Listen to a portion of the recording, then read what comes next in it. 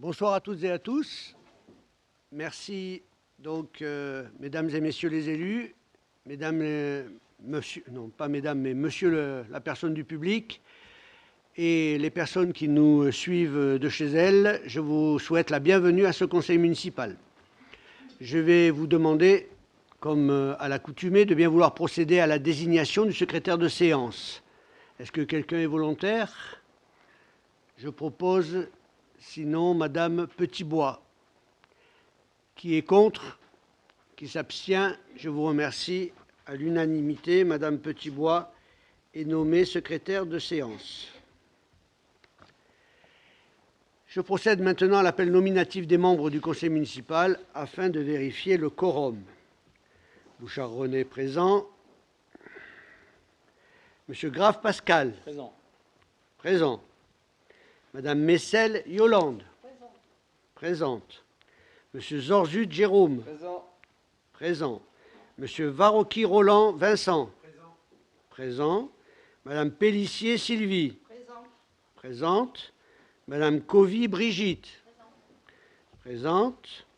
Madame Petitbois Pascal. Présente. Monsieur Dro Alain.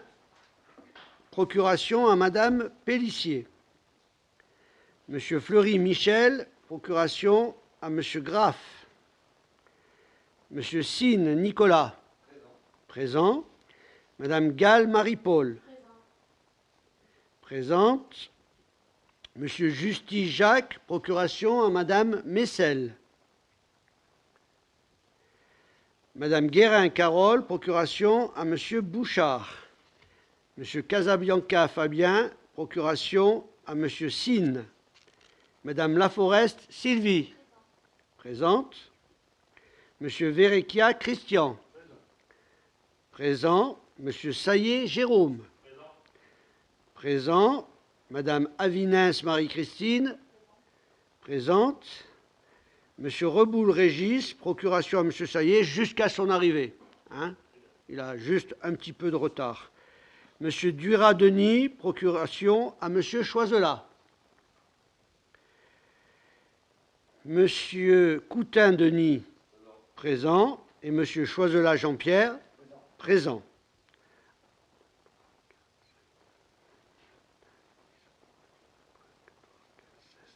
« 16 présents, et après avec Monsieur Reboul, on sera 17, donc 16 présents, nous pouvons siéger, le quorum est atteint. Merci à vous. Nous allons passer à présent à l'approbation du procès-verbal de la séance du 19 décembre 2024. Et je vais vous demander si vous avez des questions ou des commentaires à faire concernant ce procès-verbal. Pas de commentaires ni de questions. Nous allons donc procéder au vote. Qui est contre? Qui s'abstient? Je vous remercie. Le procès-verbal est adopté à l'unanimité.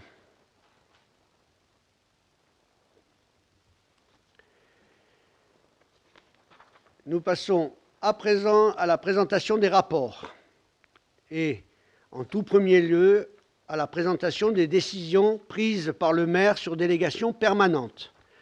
Je ne rentrerai pas dans le détail, je répondrai juste aux questions éventuelles des membres du conseil municipal s'ils veulent des compléments d'information.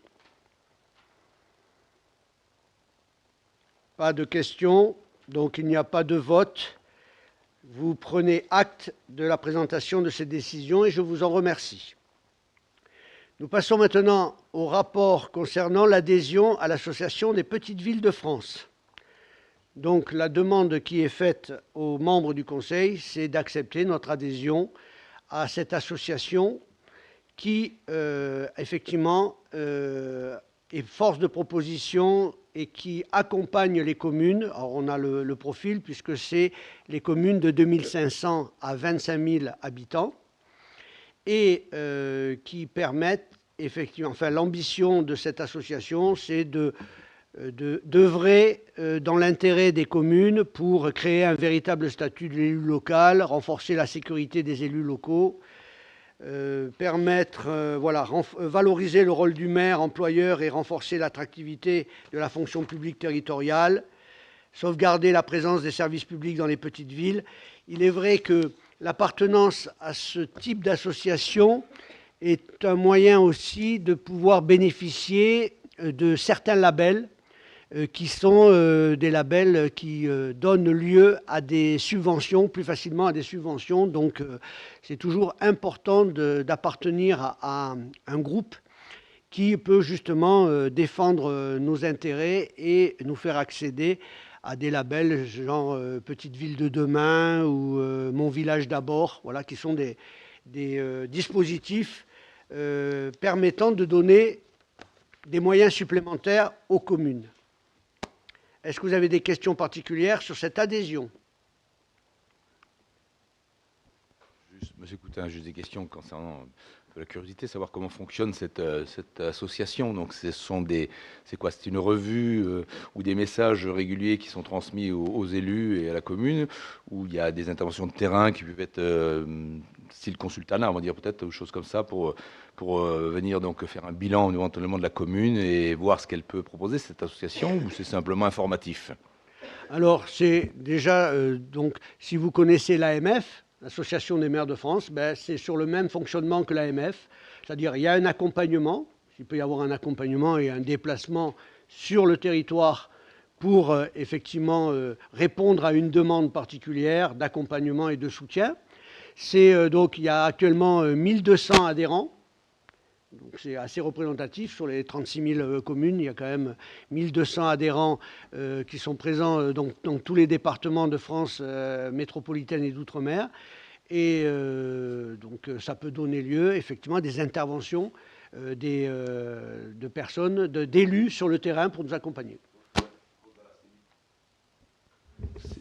Est-ce qu'il y a des permanents au niveau de cette association? Voilà, parce qu'il y a des adhérents, effectivement, d'autres élus. Mais est-ce qu'il y a des permanents, voilà, qui assurent ce rôle de conseil? C'est ça que comme dans ouais. l'AMF, il y a un conseil d'administration, il y a des délégués dans certaines circonscriptions, voilà, qui sont des relais, d'associations et qui vont surtout nous aider à nous sortir un peu de l'isolement. Les communes rurales sont relativement isolées.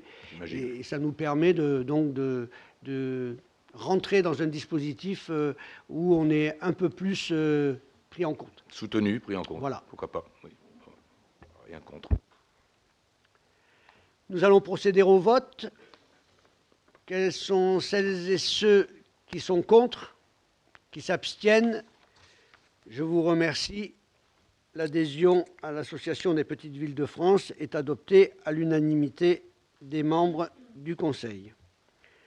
Je passe maintenant au point suivant, qui est l'approbation de la convention d'occupation du domaine public pour l'association, enfin pour un certain nombre d'associations.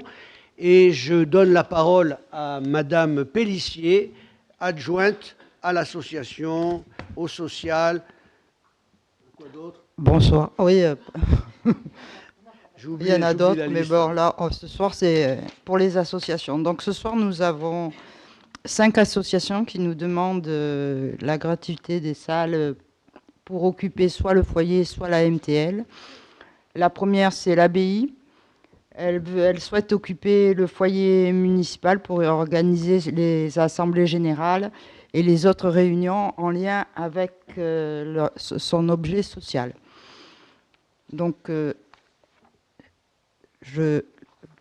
êtes-vous pour, contre, abstenez-vous? Oui. Est-ce que donc on va procéder au vote? Qui est contre? Qui s'abstient? Je vous remercie donc. Alors, oui. La deuxième association, c'est Guitar School. Pareil, c'est pour les mêmes raisons. Elle souhaite occuper donc le foyer et la MTL. Qui est contre? Qui s'abstient? Je vous remercie. C'est à l'unanimité adopté. La société de chasse bagnolaise, est pareil, le foyer et la MTL. Qui est contre? Qui s'abstient? Je vous remercie. C'est adopté à l'unanimité. L'association Ex Libris, qui souhaite donc occuper le foyer. Qui est contre? Qui s'abstient? Merci. À l'unanimité. Et finalement, l'association FestKid qui souhaite utiliser le foyer et la MTL. Qui est contre? FestKid? Non, c'est anciennement les parents d'élèves de l'école bagnolaise. Ils ont changé de nom. Oui. Qui est contre? Qui s'abstient? Je vous remercie. Donc, les approbations de conventions d'occupation ont été adoptées toutes à l'unanimité et je vous en remercie. Nous passons au point suivant qui concerne l'approbation du périmètre de la zone agricole protégée sur la commune de Bagnols-en-Forêt et surtout la prise en compte de l'avis favorable du commissaire enquêteur quant à la mise en place de cette ZAP. Je donne la parole à M. Graff, adjoint à l'urbanisme. Alors bonsoir à tous. Donc pour un petit rappel historique, par délibération en date du 18 novembre 2021, le conseil municipal a approuvé donc la mise en œuvre et l'étude d'opportunité pour faire une ZAP, une zone agricole protégée. Également par délibération en date du 13 avril 2023, le conseil municipal a approuvé le projet de délimitation et de classement de la zone agricole protégée pour la commune de Bagnols-en-Forêt.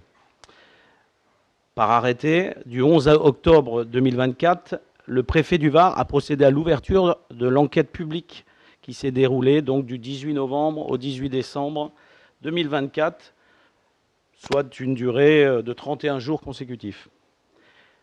Donc pour donner à savoir à la population sur toute la commune, il y a eu sur à peu près, je crois, 21 emplacements aux quatre coins de la commune, un affichage réglementaire qui a permis de faire savoir cette procédure.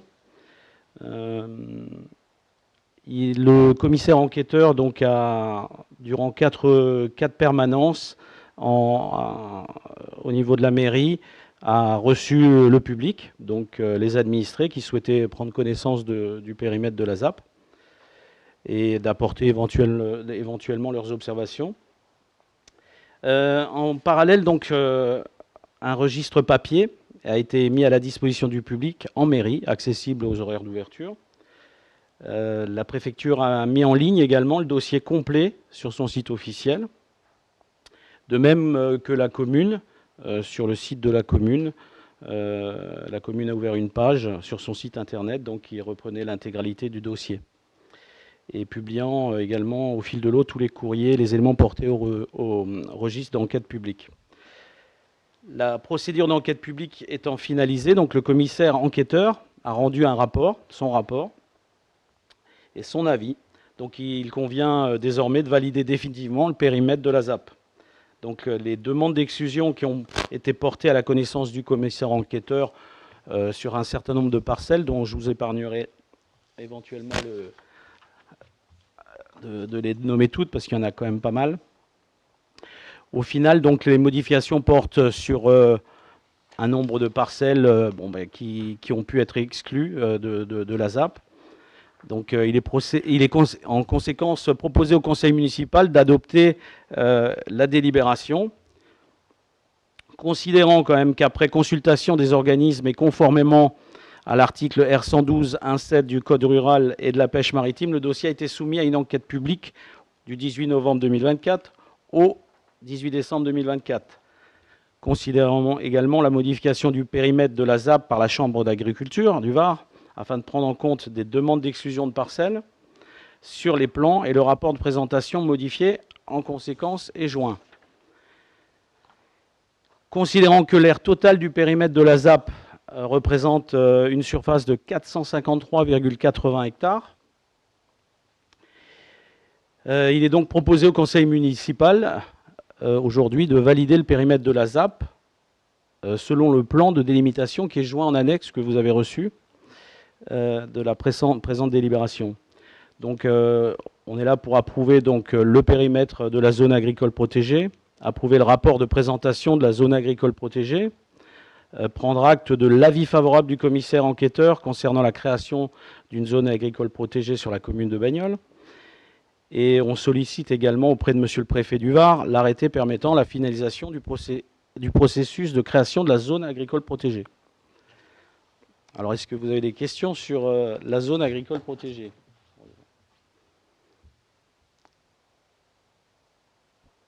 Et son périmètre, surtout. Oui, bonsoir, Jean-Pierre Choiselat. J'ai lu avec attention le rapport de l'enquête publique qui est sorti. Et j'ai été surpris par votre courrier, monsieur le maire, du 12 décembre 2024, demandant l'exclusion de la parcelle D88 contiguë à la D777, avec une justification dans un premier temps qu'elle est déjà bâtie d'un bâtiment et qu'elle sert de dépôt d'engins. C'était déjà le cas quand elle a été incluse dans le périmètre de la ZAP, me semble-t-il. Ce n'est pas une construction récente. Donc vous aviez considéré à un moment qu'elle pouvait faire partir de la ZAP, et puis là, vous demandez de son exclusion. Alors en lisant votre courrier, effectivement, on comprend mieux pourquoi. Parce que elle va servir de parking à votre projet de CLSH. Ce qui me gêne un peu, moi, c'est qu'on sort une parcelle d'une zone agricole protégée pour en faire un parking. Je considère que c'est un peu un dévoiement de la justification d'origine de la création de la ZAP. Je sais bien que c'est une parcelle assez restreinte par rapport à la ZAP, à la surface totale de la ZAP, mais je tenais quand même à signaler cet incident, enfin pas un incident, mais cette situation que je trouve assez regrettable. Sortir une parcelle d'une ZAP pour en faire un parking, je trouve ça assez curieux. Néanmoins, comme j'ai voté toujours favorablement pour la création de la ZAP et pour l'intérêt général, je vais voter pour, mais je tenais à signaler quand même cette anomalie, ce qui me semble être une anomalie. Merci. Avant que vous répondiez, donc je vais poser, M. Coutin, quelques questions également par rapport à ça, dans la mesure où ça porte sur le même sujet. Cette parcelle D88, effectivement, que vous souhaitez extraire, enfin, vous avez demandé l'extraction du périmètre de la ZAP, est quand même une parcelle qui était classée AOP, ce qui est quand même un peu dommageable pour notre patrimoine, on va dire, viticole, futur éventuellement. Le but d'une ZAP, c'est quand même de rétablir une agriculture sur notre commune, et cette parcelle est toujours classée AOP, ce qui est un peu dommageable. Et puis moi, effectivement, j'ai pris aussi connaissance de ce courrier du 12 décembre. Je le trouve assez cavalier, d'ailleurs, parce que, ayant pris contact avec le propriétaire de la parcelle, il ne me semble pas que celui-ci soit informé de cette décision. Ça aurait été quand même quelque chose qui aurait été peut-être dû être fait préalablement, peut-être se renseigner si ce monsieur était d'accord avec votre projet, d'accord avec la démarche, parce que, on est bien conscient que cette sortie de la parcelle D88 concerne votre projet du CLSH. Comme M. Choiselat, je suis tout à fait conscient de l'intérêt général de la ZAP et on va voter pour, mais on tenait quand même à vous faire part de notre surprise par rapport à cette parcelle et cette démarche que je trouve assez cavalière.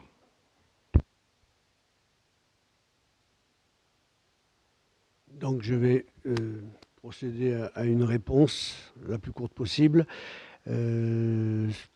Je ne sais pas où c'est que vous avez vu que c'était une zone AOP. Dans ce secteur, je ne vois pas de zone AOP. En tout cas, l'utilisation de cette parcelle depuis des années, qui effectivement était un espace de dépôt de matériaux divers et tout, la vocation agricole de cette parcelle reste, à mon avis, a été depuis longtemps dévoyée. Et ensuite, l'intérêt, sa proximité avec le projet de réaménagement de l'espace de loisirs du Défend, effectivement, justifie tout à fait que nous mettions sur cette parcelle ce qu'on appelle un emplacement réservé pour justement un aménagement à destination du public. Donc que ce soit un parking ou que ça soit autre chose, c'est d'intérêt général. Donc, pour ce qui concerne le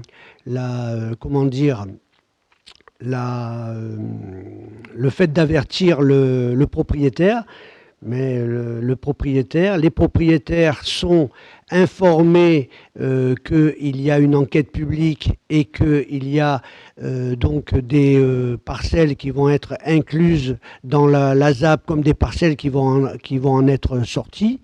De fait, les propriétaires sont informés et ont été sensibilisés.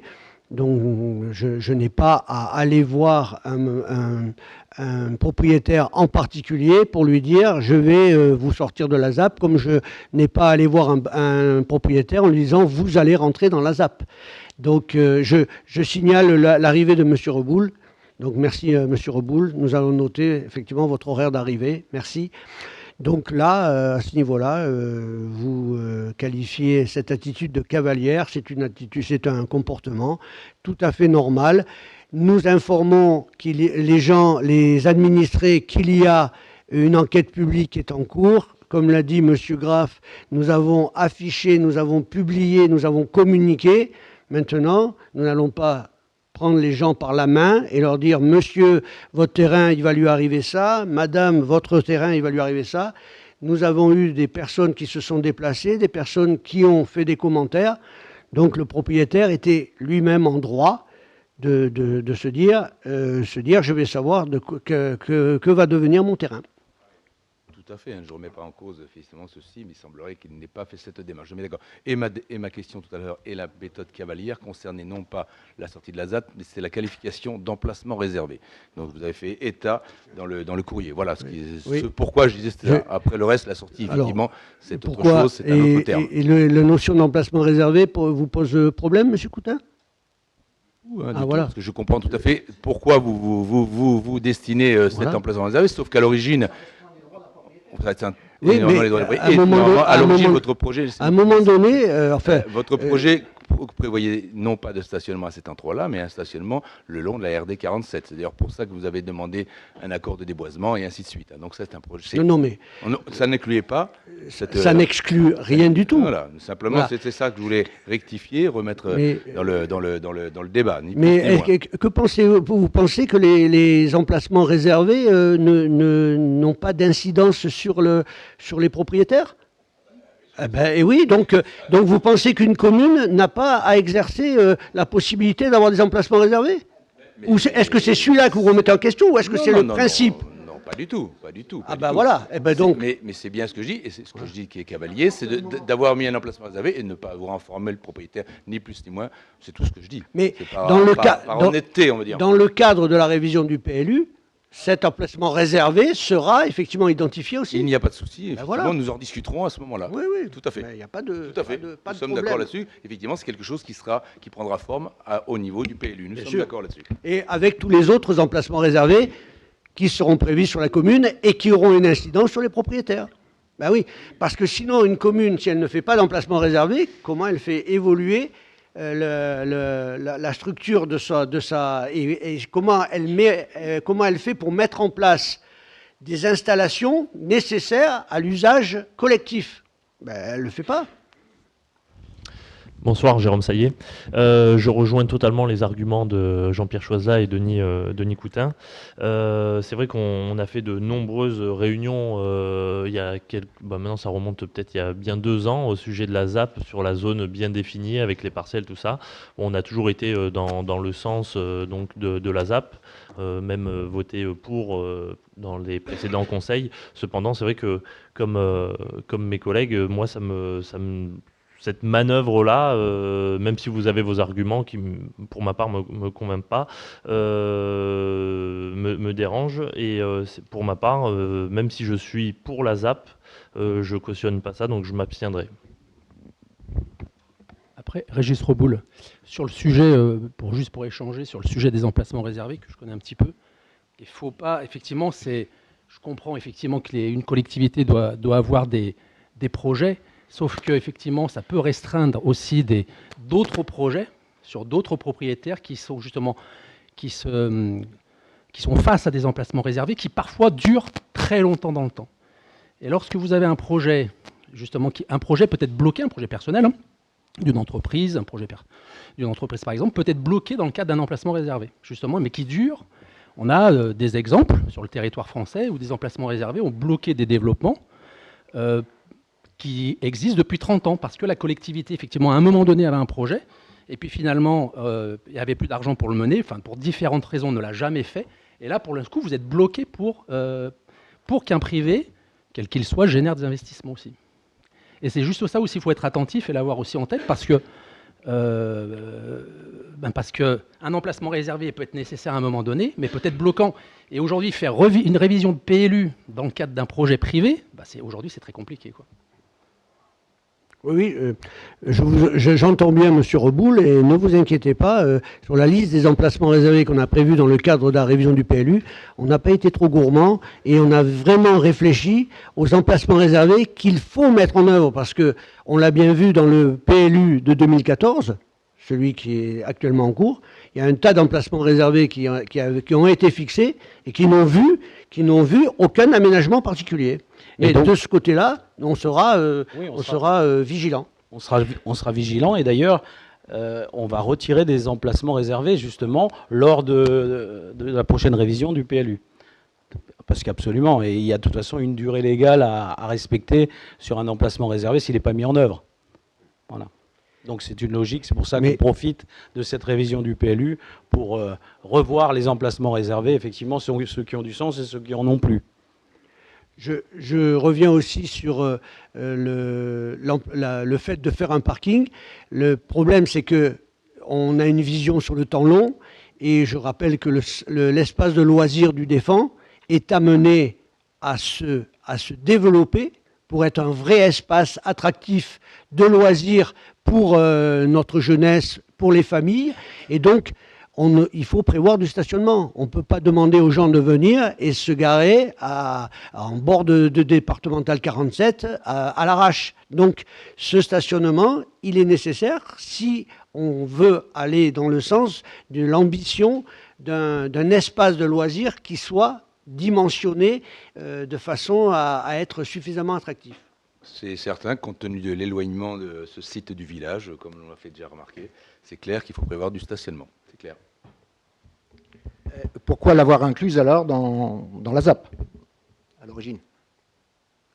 Non mais, Monsieur Choiselat, les travaux de définition du périmètre de la ZAP sont des travaux préparatoires, et en aucune façon le périmètre qui a été décidé il y a 2 ans, comme nous l'a rappelé Monsieur Saillet, était quelque chose de gravé dans le marbre. Les choses évoluent, les choses s'adaptent en fonction des besoins. Regardez, il y en a, vous ne me parlez pas de ceux qui ont été sortis de la ZAP. Là, ça vous paraît effectivement normal qu'on ait accepté. Il y a des terrains qui sont sortis de la ZAP, vous les avez vus. Ça vous interpelle pas? Cela, il ne vous interpelle pas. En revanche, celui que la commune, que le maire et l'équipe municipale fait sortir la D88, ça devient une affaire d'État, alors qu'on en a fait sortir d'autres, et quelque part, on a pris en compte la réalité des choses. Non, mais parce que cette parcelle, elle est quand même particulière, vous la transformez en parking par les autres. Vous sortez une zone de la ZAP pour en faire un parking. Oui, elle était un espace de stockage. Elle était un espace de stockage, monsieur Choiselat, ne me dites pas le contraire. Oui, mais elle était déjà espèce de stockage quand vous l'avez incluse dans la ZAP. Le bâtiment existait déjà. Ça reste une zone AOP.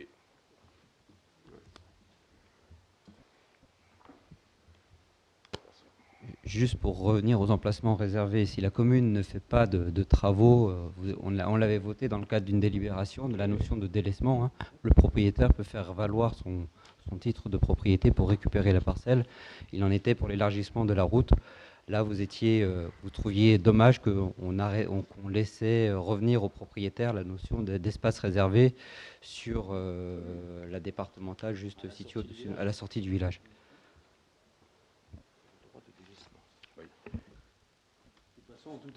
En tout état de cause, le propriétaire reste toujours propriétaire de son bien. Donc, on ne parle pas d'expropriation ni quoi que ce soit, hein. C'est uniquement un emplacement réservé au cas où demain c'est quelque chose qui serait vendu si un jour il décide de vendre, et en aucun cas c'est une procédure d'expropriation, hein. Il ne faut pas confondre. Non, c'est pas du tout le sujet aujourd'hui. Hein. Ah, c'est absolument pas le sujet. Il faut quand même préciser les choses. Hein. Non, mais on va pas, on va être clair par rapport à ça. On ne va pas engager une procédure d'expropriation du propriétaire. Simplement, quand il voudra vendre, il sera obligé de vendre à la commune. C'est tout. Au prix du terrain agricole. C'est pas un terrain constructible. Il va passer en naturel et ça sera. Ben voilà. Donc de ce côté-là, c'est simplement la commune qui se réserve un droit de préemption parce qu'elle a un projet d'installation publique dans un espace, effectivement, qui l'intéresse. Toutes les communes font comme ça, et a priori, on n'est pas pire que les autres. Donc on va procéder au vote. Ouais. On va donc procéder au vote. Quels sont celles et ceux qui sont contre, qui s'abstiennent? Donc, Monsieur Saillet, Monsieur Reboul et Madame Avinens. Merci. Donc, l'approbation donc de cette ZAP, l'approbation de cette ZAP est adoptée à l'unanimité. Je vous remercie. Nous allons passer à présent à l'acquisition des parcelles C560 et C744. Donc non. Bon, je vais les présenter. Donc ces parcelles sont des parcelles en zone naturelle. Elles se situent en bordure, je ne sais pas si vous avez donc consulté, elles se situent en bordure de route de Fréjus départementale 4, enfin en contrebas de la route, mais surtout au contact de parcelles qui sont communales.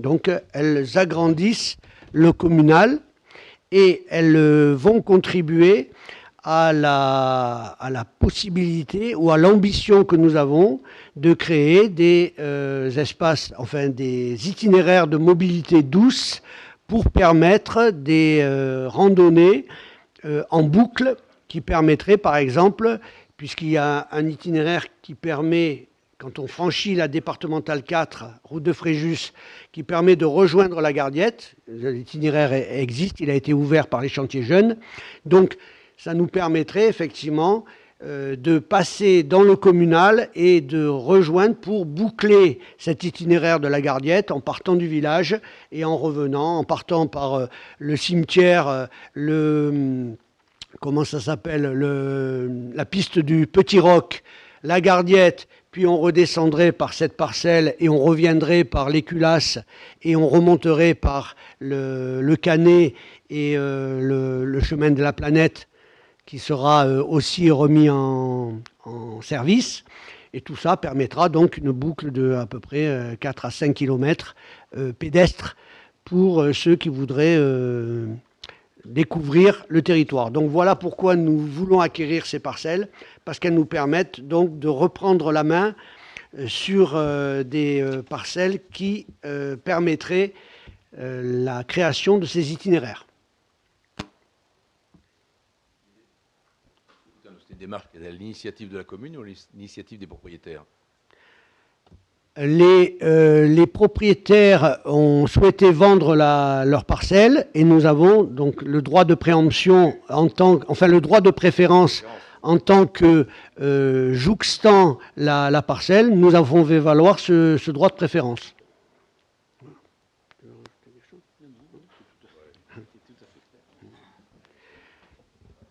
Monsieur le maire, je vois aussi que ça... Monsieur le maire, monsieur Zorzut, juste pour compléter un petit peu vos propos, elle a aussi deux intérêts. Hein. Elle va nous permettre aussi de la greffer au plan d'aménagement forestier et ça va devenir une parcelle soumise au régime forestier. Et ça va nous permettre de travailler dans le cadre du régime forestier, de détacher d'autres parcelles qui sont celles-ci bien positionnées dans la ZAP, qui deviendront des parcelles AOP pour lesquelles on pourra travailler en zone agricole. Il y a une monnaie d'échange. Voilà. C'est le but aussi de l'acquisition de ces parcelles. Régis Reboul, sur quel budget vous financez cette acquisition-là? Avec quel argent? Ce budget a été provisionné dans le budget 2024. Il y avait, ou 2025, de toute façon, ça sera budgété aussi, il y avait une somme qui était, si vous consultez le budget, qui était affectée aux acquisitions de terrain ou autres. Voilà. Et cette enveloppe, elle n'est pas épuisée encore? Non, non, on n'a pas, enfin, si vous avez le souvenir de ce qu'on a acheté, on n'a pas trop acheté de terrain durant cette année. Non. Okay. Ouais. On va procéder au vote. Quels sont celles et ceux qui sont contre? Qui s'abstiennent? Je vous remercie. À l'unanimité, elle est adoptée. Nous passons au point suivant que je vais présenter, c'est l'adhésion à l'agence France Locale. Donc l'adhésion à l'agence France Locale est en fait une adhésion à un organisme bancaire qui a un caractère non lucratif. Le but, c'est justement ce caractère non lucratif de l'établissement et qui fait que par l'absence d'intermédiaires bancaires, on a la possibilité d'obtenir des prêts qui vont diminuer sensiblement les taux d'intérêt servis à chaque collectivité et par conséquent permettre de réduire les frais financiers supportés. Je rappelle que le fonctionnement des collectivités, enfin, les recettes des collectivités étant limitées, à un moment donné, si les collectivités veulent faire des investissements, elles doivent emprunter. Le principe de l'emprunt est un principe retenu par toutes les collectivités. Et l'important étant d'emprunter au taux le plus avantageux. C'est pour ça que cette adhésion à l'agence France Locale nous permettra d'obtenir plus tard, ou d'obtenir pour la municipalité qui sera là en 2026, lui permettra d'obtenir des prêts à des taux très intéressants. Est-ce que vous voulez des compléments d'information ou est-ce que... Oui, donc si vous n'avez pas d'ambition par rapport à ça, pourquoi précipiter les choses, hein? Si c'est pour 2026, laissons faire les choses et laissons décider l'équipe qui sera là en 2026. Parce que là, donc, il y a quand même un investissement de base qui est à effectuer. Quoi, hein. Donc cette agence, ce n'est pas des philanthropes non plus, ils ont besoin d'argent. Donc il faut effectivement alimenter la caisse commune. Et, oui, des actions certainement. Oui. Donc c'est une caisse commune, donc c'est bien ça, c'est bien ce que je dis. Donc c'est comme une coopérative, donc on participe un petit peu à l'effort de guerre et à l'effort de fonctionnement. Donc des actions, c'est pas du fonctionnement. Enfin, c'est pas des actions, je pense pas que ce soit des actions. C'était bon, peu importe. Donc il y a un investissement à réaliser au niveau de cet organisme, de cette agence. Donc je pense que vous avez certainement l'ambition de demander des prêts auprès de cette entité. Bon, là, je pense qu'on est déjà suffisamment endetté au niveau de notre commune pour ne pas peut-être bousculer les choses à ce niveau-là. Donc je ne vois pas pourquoi que nous soyons dans la rapidité d'action à ce niveau-là. D'autant qu'en prenant des actions aussi dans cette agence France Locale, on est aussi actionnaire d'éventuellement, s'il y a une faillite. On va dire l'ancien s'appelait Dexia. Dexia a fait faillite, hein, donc c'était une banque aussi qui alimentait les communes. Et donc ça a fait faillite. Bon, je crois qu'il y a d'autres organismes qui sont prêts à effectuer des prêts bancaires auprès des communes et qui ont des garanties. Cette agence France Locale en offre pas suffisamment à mon sens. Hein. Je pense que nous sommes, si on s'investit dans cette agence, on s'investit dans éventuellement les dettes qu'elle peut avoir également. Je pense qu'il faut aussi prendre en considération ce fait. Et donc, c'est pas négligeable non plus. Je crois qu'il y a 8 000 et quelques euros à verser chaque année sur...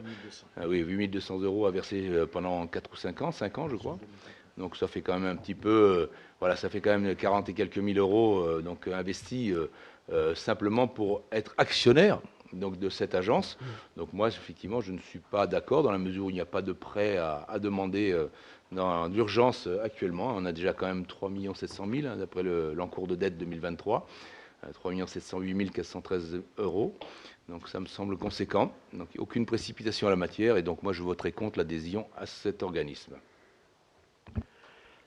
Donc, pour compléter les propos de M. Coutin, donc, ce qu'il faut savoir, effectivement, il parle d'un point particulier qui est, si on adhère, ça implique l'octroi d'une garantie autonome à première demande, et effectivement, l'obligation de participer à la collectivité, de participer s'il y a un problème qui se passe au niveau de l'AFL. Alors, voilà, mais c'est vrai qu'on peut noircir le cadre et puis imaginer le pire, mais on va essayer de rester factuel. C'est toujours important de rester factuel. Donc, il faut savoir que les créanciers de l'AFL ne pourraient activer la garantie qu'en cas de défaut de paiement de l'AFL elle-même. Voilà, donc déjà, il faudrait que l'AFL s'effondre.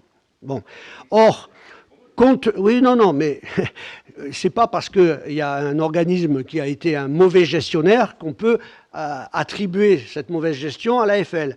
L'AFL, compte tenu actuellement le fonctionnement de l'AFL, si vous penchez à fond sur le fonctionnement de l'AFL, compte tenu des réserves de liquidité qu'elle a actuellement et de son modèle de gestion, un défaut de l'AFL ne pourrait se produire, je ne dis pas qu'il est impossible, mais ne pourrait se produire qu'en cas de multiples défauts des collectivités membres. C'est-à-dire, par exemple, le budget de la mairie ou l'endettement de la mairie de Bagnoles est pharaonique.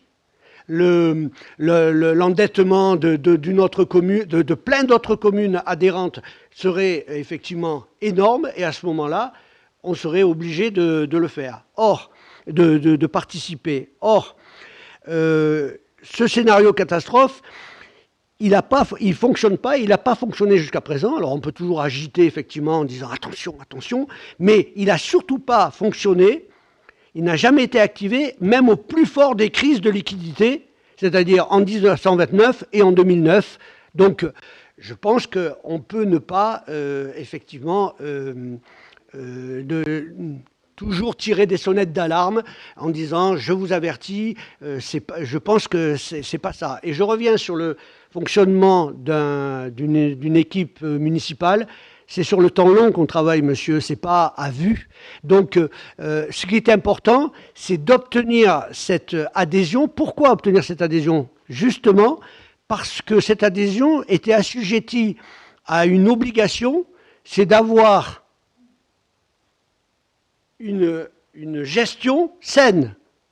C'est-à-dire, vous parlez de 3,9 millions d'endettement, là aussi, on agite, on a un taux de désendettement, c'est ça qui est important, monsieur Coutin, c'est pas l'endettement, c'est le taux de désendettement. On a un taux de désendettement de 8,75 années. Or, pour rentrer dans l'AFL, il faut justement avoir un taux de désendettement qui soit inférieur à 12 ans. Parce qu'à partir de 12 ans, c'est qu'on a une mauvaise gestion financière. Donc, là aussi, je vous assure, c'est une preuve, que notre gestion financière est tout à fait responsable, que nous ne sommes pas surendettés, que nous ne sommes pas au bord de la banqueroute, et que, effectivement, le fait de pouvoir adhérer à l'AFL, c'est bien la preuve, parce que l'AFL, je peux vous dire qu'elle a étudié nos budgets, les budgets de N-1 et de N.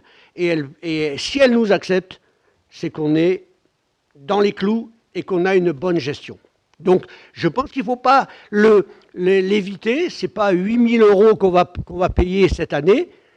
En 2026, voilà, nous, on ne marche pas à vue, on ne marche pas en fonction de la prochaine élection, du prochain mandat. Ceux qui seront là au prochain mandat, ou ils arrêteront de payer les 8 000 € et ils auront perdu 8 000 €, ou quelque part, pour réaliser leur projet, ils se diront, tiens, on a un organisme qui est là et qui va nous permettre de financer nos projets à des taux compétitifs. Donc vous voyez, on travaille pour le temps long, monsieur Coutin, on travaille pour le temps long. Et c'est ça le boulot des élus. C'est pas de voir justement, à l'échéance. C'est en ce sens que je parlais aussi, donc en parlant de temps long et éventuellement d'investissements qui pourraient être faits d'ici 2026, à votre initiative d'ailleurs. Donc est-ce que ce taux d'endettement ne va pas exploser aussi, comme vous venez de bien dire, pharaoniquement d'ailleurs, pour qu'effectivement notre encours, l'AFL effectivement a constaté que l'encours actuel il est ce qu'il est. Mais après, si vous allez au bout de vos projets, peut-être que ces encours sera beaucoup plus conséquent et qu'effectivement, l'équipe qui va récupérer, ou vous, ou peut-être une autre équipe, il n'aura pas les mêmes valeurs au niveau de son endettement, de son encours de dette, si vous allez au bout de votre projet. Voilà aussi pourquoi je disais ça, et je pense qu'effectivement, en sous-entendant votre adhésion à l'AFL, c'est pour solliciter un prêt auprès de cet organisme dans la mesure où vous voulez financer votre projet. Nous sommes bien d'accord là-dessus, certainement. Jérôme Saillet. Moi, là où je m'interroge un peu, où ça m'interpelle même, c'est que nous soyons obligés de rentrer dans ce genre d'organisme à prendre des actions, alors que nous sommes l'une des rares communes qui, actuellement, fait rentrer à peu près 1 million d'euros par an grâce aux décharges. Alors, on a peut-être une gestion, comme vous dites, très saine, parce qu'on a 8 années d'endettement. Mais honnêtement, on devrait s'autofinancer et pas devoir passer par des organismes comme cela. Si on commence à devoir passer par des organismes comme ça, c'est que c'est pas non plus tip-top, quoi.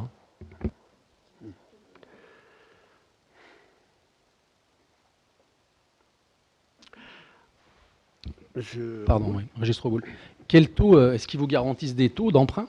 Parce qu'aujourd'hui, personne n'est capable de dire quel taux on aura l'année prochaine, que ce soit à titre perso, à titre d'investissement privé, ou dans 2 ans, et encore moins dans 4 ans. Enfin, aujourd'hui, sauf à ne pas suivre l'actualité, on se rend compte que qu'on peut parler d'emprunt, c'est du vocabulaire. Moi, je dirais plutôt que c'est de l'endettement. Et ça a échappé à personne. Le pays est quand même pas mal endetté. Donc, régénérer de la dette, même au niveau collectivité locale, territoriale, etc., je ne suis pas sûr, avec une prévision d'emprunt, justement, moi je dirais plutôt une prévision d'endettement supplémentaire, comme il expliquait, effectivement, on est peut-être à 9 ans aujourd'hui de taux de désendettement. On sera à combien dans 3 ans, dans 4 ans, dans 5 ans, quelle que soit l'équipe? Il y a un gros emprunt de la commune qui se termine, un gros. Il faut regarder les tableaux et vous le verrez. D'accord. Et alors donc quel taux, il vous parle de quel taux l'Agence France Locale? Parce que vous dites qu'on va avoir des taux d'emprunt ultra intéressants, mais ça veut dire quoi concrètement? Ils seront toujours inférieurs au taux moyen qui est pratiqué par les autres organismes bancaires, justement parce que l'AFL n'est pas un organisme à but lucratif. Donc aujourd'hui, on serait actionnaire de l'AFL. Aujourd'hui, quelle serait la différence de taux d'emprunt par rapport à un investissement privé? Ça, je ne peux pas vous le dire. Mais ce qui est ça aurait été intéressant de le savoir, puisque vous parlez de taux ultra intéressants. J'entends bien, mais à un moment donné, ce qui est une certitude, c'est que actuellement, le fonctionnement de l'AFL a toujours montré, même si on n'a pas les chiffres, que les taux d'emprunt qui sont proposés par l'AFL sont inférieurs aux autres organismes bancaires. Ça, c'est un fait. Vous voulez précisément l'écart qu'il y a, mais qu'il y ait un écart. On sait qu'il y avait une étude, une analyse un peu plus poussée. Qu'il y ait un écart ou qu'il n'y ait pas un écart, l'intérêt, c'est d'obtenir un emprunt au meilleur taux. Vous êtes bien d'accord sur ce principe? Absolument. Voilà. Et ensuite, je rappelle quand même, monsieur Reboul, que gérer une commune et considérer qu'effectivement, il faut stopper l'investissement parce qu'il ne faut pas augmenter la dette, à un moment donné, je vous rappelle que vous avez affaire à des usagers, que vous avez affaire à des administrés qui ont des besoins, et donc arrêter l'investissement, c'est considérer que leurs besoins ou leurs demandes ne sont pas légitimes et qu'on doit rester en fonctionnement. Je suis pas sûr que tous les investissements que vous menez soient partagés par l'ensemble des administrés, mais ça c'est votre perception, oui, et vous n'avez pas plus de preuves de porter une parole majoritaire. Oui, non, mais c'est peut-être qu'un ressenti. Donc effectivement. C'est votre travail d'opposition. En tout cas, il y a aussi un mot, moi, qui me semble assez pertinent dans le contexte actuel général, c'est le mot économie, tout simplement. Peut-être qu'on parle beaucoup d'emprunt, d'endettement, et puis il y a certaines communes, puisqu'on parle aussi de strate, on est dans la strate, etc., mais on est dans la strate de l'endettement, finalement. Et aujourd'hui, il y a des communes qui sont à l'équilibre. Il y a des communes ça existe, des communes qui n'ont pas de dette. Il y a des communes qui s'autofinancent, ça existe aussi. Il y a des élus qui se font forts d'atteindre ces objectifs-là. On peut très bien essayer d'y arriver aussi, puisque je reviens sur ce que disait Jérôme. Je ne suis pas aux manettes, moi, donc je sais juste un petit peu compter. Et je me dis, effectivement, on rentre de l'argent, on a des recettes. Essayons aussi de générer des économies. Pas tout le temps de se dire, d'avoir à l'esprit, générons de l'emprunt, générons de la dette. Et vous pensez qu'on On n'en fait l'applique pas aussi, je d'économie? pense, tous à titre personnel. ça. On n'en fait pas d'économie? Je sais pas. Ah, J'ai oui, pas l'impression. En mais tout vous cas, sur devrez- le sujet actuel, mais vous vous- parlez d'emprunt, donc vous c'est pas de pourriez, l'économie. vous pourriez le savoir. Déjà, monsieur, Non, monsieur là, Sayé, on est sur le sujet Non, non, mais d'emprunt et d'agence France les locale. budgets, vous avez accès au budget, monsieur Reboul. Donc vous étudiez Je les généralise. dépenses. Je suis pas en train de généraliser. On parle. Le sujet, c'est l'agence France locale. Oui. Donc là, le sujet de l'agence France locale, vous êtes d'accord, c'est de l'emprunt. Vous êtes en train de nous dire, Oui, on va mais verser 8 pour millions de d'euros l'investissement. pour de l'investissement. Investir, c'est important, non? Investir. Mais quand on Quand je investit, c'est pour reprends là le- où c'est l'argent pour Quand le je faire. reprends le projet de les projets de monsieur pas obligé Sayé quand il était d'investir candidat, sans avoir l'argent. il voulait investir pour la commune, non? Il voulait investir, donc il allait forcément dépenser de l'argent. Ou quelque part, il y a de l'argent magique qui apparaît sans qu'on ait besoin d'emprunter? Non, je ne pense pas. Donc, ce que je veux dire, c'est que investir, c'est important, et je ne pense pas que le million, enfin, le fameux million dont parle monsieur, on est un peu on est quand même sensiblement en dessous, on est plutôt à 700 000, enfin 800 000 qu'à 1 million. Mais c'est pas grave, on ne va pas chipoter. Ce million ne couvre certainement pas les dépenses de fonctionnement de la commune. Ça, c'est important quand même. C'est Et pas les donc, seules recettes non plus. voilà. Pardon? Ce ne sont pas les seules recettes. Oui, mais non, mais il pense, monsieur Sayé pense que avec ce million, on pourrait être totalement autonome dans le fonctionnement de la C'est pas commune. ce qu'il a dit, je Ben crois. non. Non, pas du tout. C'est que, contrairement à d'autres communes de la même strate, hein, parce qu'on adore ce terme actuellement, je veux dire, ils n'ont pas ce million qui rentre. Alors vous dites, ça ne fait pas totalement 1 million, mais si on prend les 2 loyers sur les 2 décharges et on rajoute la taxe à la tonne qui rentre, on arrive à 1 million. Hein. Donc bon, tout ça pour dire qu'il y a des communes qui s'en sortent et qui ont peut-être 8 années d'endettement comme nous, hein, même certainement moins pour d'autres, et qui n'ont pas une rentrée d'argent annuelle d'1 million d'euros. Donc oui, on devrait sortir bien plus haut que ce niveau des 8 années, et on devrait ne pas rentrer dans des organismes et solliciter des crédits. On devrait pouvoir s'autofinancer avec 1 million de rentrées par an. C'est impossible. Je pense qu'il y a une méconnaissance du fonctionnement, effectivement, budgétaire d'une commune, mais bon, c'est normal. Comme le dit très justement M. Reboul, on n'est pas aux affaires. Voilà. Et donc, on méconnaît le fonctionnement du financement, les recettes, les dépenses, tout ce système-là qui fait qu'à un moment donné, c'est toujours facile de claquer dans les mains et de dire il n'y a qu'à Faucon, mais à un moment donné, la réalité, elle est ça, elle est celle-là. Et je peux vous dire que des économies, on en fait. Dans le fonctionnement, on en fait, et on fait des efforts d'économie. Comme vous semblez dire que nous manquons de compétences ou de recul par D'expérience. D'expérience. Oh, vous savez, l'expérience est une lanterne accrochée dans le dos qui malheureusement n'éclaire que le chemin parcouru. Hein, Confucius. Vous l'aviez déjà sorti celle-là. Hein. Ah oui, mais vous savez, en conseil. Oui, non mais bon. En tout cas, vous savez une chose. Vous pensez peut-être que nous manquons de connaissances, d'expérience. Ne vous en faites pas, on vous montrera tout ça en 2026. C'est parfait. Donc, est-ce qu'on peut procéder au vote? Oui. Quels sont celles et ceux qui sont contre? Donc, l'opposition dans sa totalité, donc la délibération, l'adhésion à l'Agence France locale est adoptée à la majorité. Je vous remercie. Nous passons au dernier point qui est à l'ordre du jour, c'est l'approbation d'un don au profit des sinistrés de la ville de Mayotte à la suite du passage du cyclone Chido. Donc bon, je ne vais pas vous rappeler la réalité ni l'actualité. Nos compatriotes, les habitants du 101e département français ont été frappés par un cyclone d'une ampleur absolue.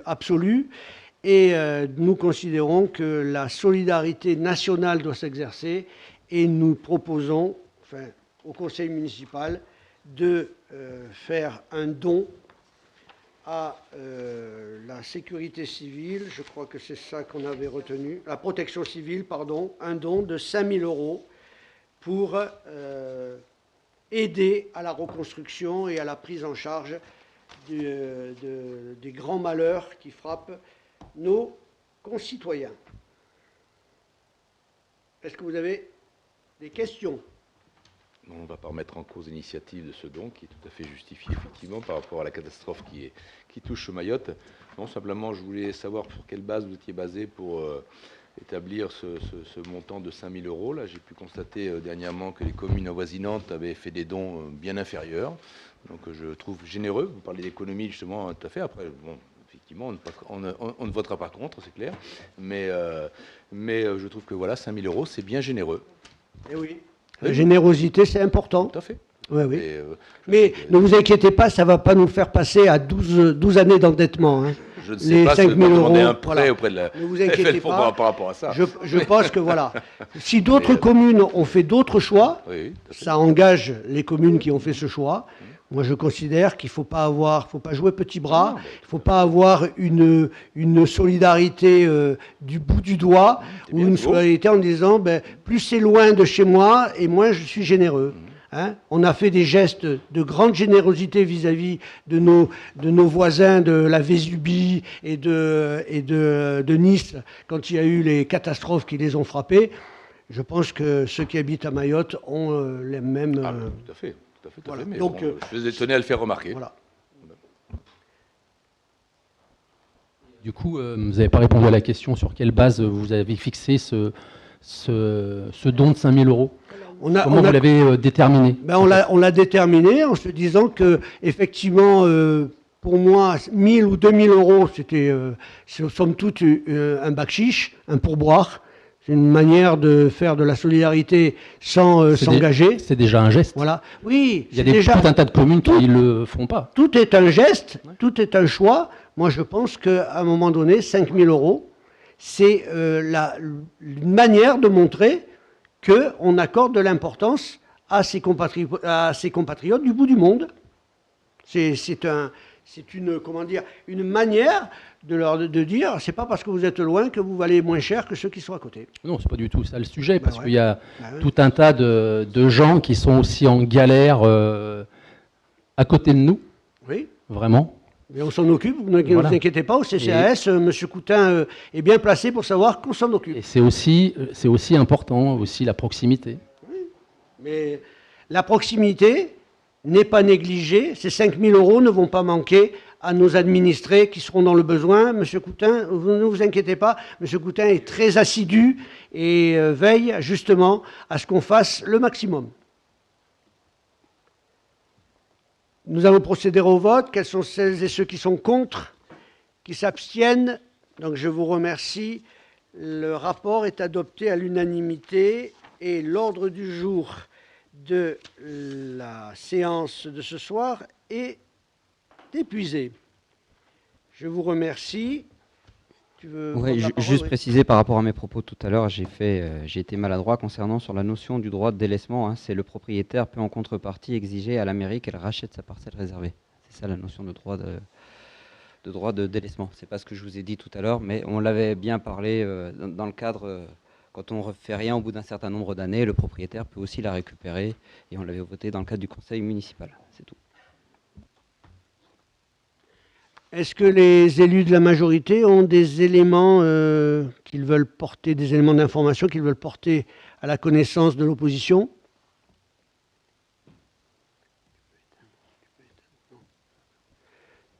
J'en profite aussi, je ne vous en ai pas parlé, mais il y aura une réunion publique qui aura lieu le 27 février à 18h30 dans le cadre des obligations légales de débroussaillement. Donc j'en profite également de ce temps de parole pour signaler aux administrés, on est sur la bonne période, sur la bonne saison pour pouvoir pratiquer ces obligations légales dans le cadre de la prévention du risque feu de forêt. Et je me suis permis aussi de vous rapporter, pour ceux qui ne le savaient pas, le document d'information communal concernant les risques majeurs qui a été mis à jour il y a 2 ans. Et je vous invite à le lire, à le relire, parce que chaque citoyen doit être acteur de sa sécurité.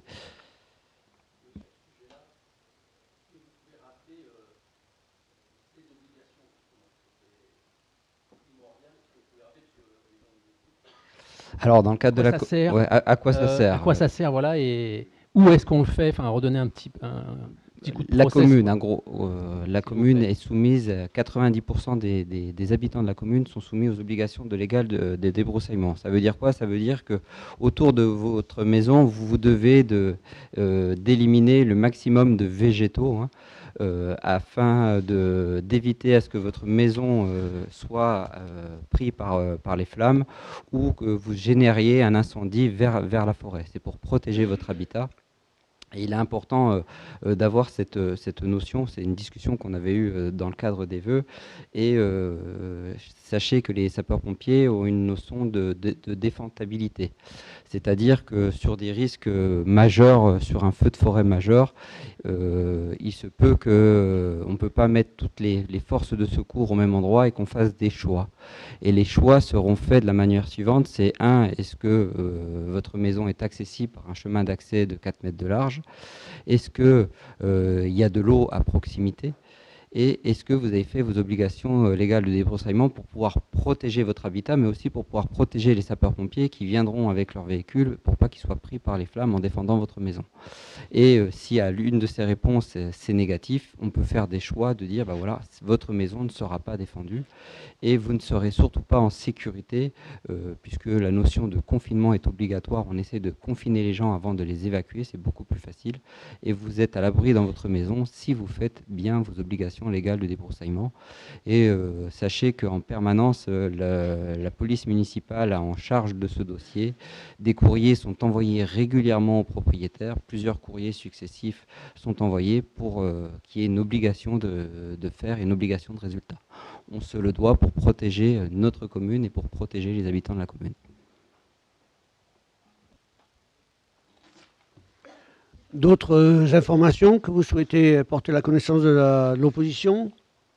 Non, donc on va répondre aux éventuelles questions de l'opposition. Jérôme Saillet. Je vous l'avais fait remarquer il y a déjà quelques temps, au moment lorsque vous nous avez présenté tout ce qui était les montants accordés pour chaque élu. Je vous avais remarqué du coup que Madame Carole Guérin était partie, avait changé de région. Vous avez dit non, ne vous inquiétez pas, elle va quand même venir siéger au conseil. Bon, je pense que comme vous avez dit tout à l'heure que vous voulez faire des économies, et vous faites des économies, là on est en train de payer quand même un élu qui n'est plus sur Bagnoles, qui prend aux alentours de 200 €.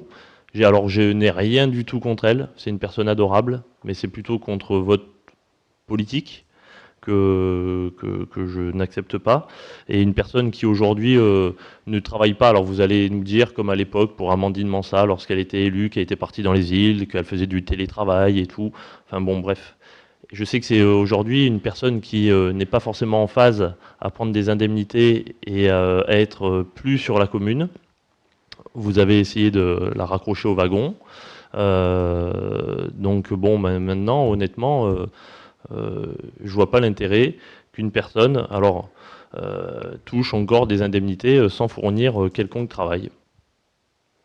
Donc vous avez la preuve qu'elle ne fournit aucun travail pour la commune? Alors vous allez nous dire encore qu'elle bricole. Je vous pose une question, monsieur Saillet. Ne retournez pas, faites pas de la psychologie inversée, comme vous me l'avez dit la dernière fois. Ah, c'est bien, vous avez bonne mémoire. Oui, très bien. Donc, je répondais à ma question. Vous avez la preuve que Mme Guérin ne fait rien pour la commune. Et vous me présentez la preuve qu'elle travaille? Moi, je peux vous affirmer qu'elle travaille pour la commune. Ah bon, oui. Alors dites-moi. Et dites-moi où elle est, oui. Parce qu'on la voit, la voit pas. Et puis le taux de présence lors du conseil municipal. Alors le taux de présence, à un moment donné, revoyez les textes, monsieur. Non, mais c'est pas une histoire de texte, c'est une histoire de morale. C'est une histoire de morale. Vous savez, quand on déménage en cours d'année et que depuis on ne siège plus du tout au conseil. Bon, il y a quand même une histoire de morale dans tout ça. Il y a pas, oui, mais enfin la morale, vous la mettez où vous voulez, monsieur Saillet. Ça vous arrange. Ça vous arrange. Mais là, ce que je veux vous dire, c'est que tant que vous n'avez pas d'éléments pour dire elle ne fait rien pour la commune et elle est complètement... Le fait qu'elle soit ailleurs, vous pouvez vous renseigner sur d'autres communes voisines. Non, mais il faut arrêter de vouloir toujours comparer avec les autres. Mais c'est vous-même qui, tout à l'heure, nous parlez des communes de la même strate et tout. Non, donc, mais... vous faites des comparaisons, mais quand vous les faites, elles sont recevables. Mais moi, quand j'en fais... Pas quand c'est de l'éthique et quand c'est de la morale. Non. Mais à un moment donné, l'immoralité, effectivement, ça serait de considérer que parce qu'elle n'est pas là, elle ne sert plus à rien. C'est ça l'immoralité, oui, de votre perception. Oui, c'est bien, mais je pense que vous n'êtes pas très bien convaincant et vous ne m'avez pas convaincu et vous n'êtes pas en train de convaincre les bagnolés qui nous écoutent. Je ne pourrais jamais vous convaincre parce que vous voulez ma place, monsieur Saillet. Donc, vous savez, mais la différence, monsieur Bouchard et moi, c'est que si vous faisiez un bon mandat avec une bonne politique, eh ben, je vous aurais certainement rejoint, vous savez. Eh ben oui. Oui. Eh oui. Mais bon. À éviter de nous vendre du rêve, là. Ah non, c'est vous qui nous vendez du rêve. Bon, en tout cas, point suivant, sur mes... Préciser, cette indemnité, elle est allouée en général aux maires et aux adjoints, et on a fait le choix de la répartir sur les différents conseillers municipaux, donc qui ont une délégation. Donc en fait, c'est même pas une économie pour la commune, c'est nous, en fait, on fait le choix de toucher moins pour donner à ceux qui travaillent. Voilà, c'est tout. Donc ça ne fera aucune économie pour la commune. Vous voulez un petit mouchoir peut-être ? Non, je veux rien. Non, je veux rien. Je veux juste remettre vos propos dans l'ordre, c'est tout. C'est de la morale, c'est tout. Qui est morale ? Non, ça vous dérange pas, vous, de payer des gens qui s'investissent pas, non ? Et qui partent, non ? Non, mais ça, c'est vous qui dites qu'elle s'investit Oui. pas. Oui, vous êtes toujours dans le doute de toute façon. Ah ben non, mais moi... Non, mais comme vous a dit Monsieur Bouchard, vous savez si elle s'investit ou pas ? C'est pas parce qu'elle vient pas là, mais elle se tient au courant, elle est au téléphone avec les personnes qu'elle doit contacter, mais vous, ça, vous le savez pas. Ah oui, mais vous non, savez... mais oui, hein, mais vous êtes toujours en train de douter de ce qu'on dit. Hein. C'était comme Madame Mansa qui faisait du télétravail dans les villes. Madame Mansa, oui. ça fait... Oui, et vous en savez quelque chose, vous, si elle faisait du télétravail? télétravail arrêtez un petit peu. Pourquoi je vais arrêter Est-ce que vous arrêtez, vous Ah non, mais moi, non, mais... Non, alors arrêtez de nous accuser. Il n'y a que vous que ça choque pas, en tout cas. Hein. Ça choque les bagnolés, mais ça vous choque pas. Bah écoutez, pas tant mieux, dormez bien ce soir. Bien sûr que je vais avec l'argent des bagnolés. Donc, suite de vos questions. Oui, alors moi c'est pas une question, c'est une affirmation. Enfin bon voilà, c'est juste pour dire que l'opposition a fait un recours gracieux contre la prolongation de la rehausse des lauriers. Alors certes, c'est encore une fois de plus peut-être un coup d'épée dans l'eau, mais au moins c'est pour surtout qu'il n'y ait plus de prolongation aux prolongations. Et c'est surtout parce que ce qui me dérange énormément, c'est que nous avons un préfet actuellement qui est beaucoup trop permissif sur la délivrance des arrêtés préfectoraux lorsqu'il est sollicité par soit la SPL du Vallon des Pins, soit par le SMIDEV. D'autres questions ou d'autres affirmations? Non? On va donc mettre un terme à la séance. Je vais remercier tous les participants, tous les élus présents, les personnes dans le public et vous donner rendez-vous au 13 mars, jeudi 13 mars, pour le prochain conseil. Il n'y aura pas de conseil au mois de février. Et après, il y aura un autre conseil le 10 avril. Là, il faudra voter le budget. Donc, ça sera aussi une belle soirée d'échanges et de mots doux. Voilà, de mots doux. Donc, merci à toutes et tous. Bonne soirée. Et puis, en espérant que cette vigilance orange de ce soir, je vous rappelle, évitez de sortir. Restez chez vous. N'allez pas bouger la voiture parce qu'elle est au mauvais endroit, laissez-la où elle est et attendez que ça passe. Ils annoncent quand même entre 22h et 2h du matin une période un peu compliquée. Donc vraiment, pensez à vous protéger et à protéger les vôtres. Merci à toutes et tous, bonne soirée.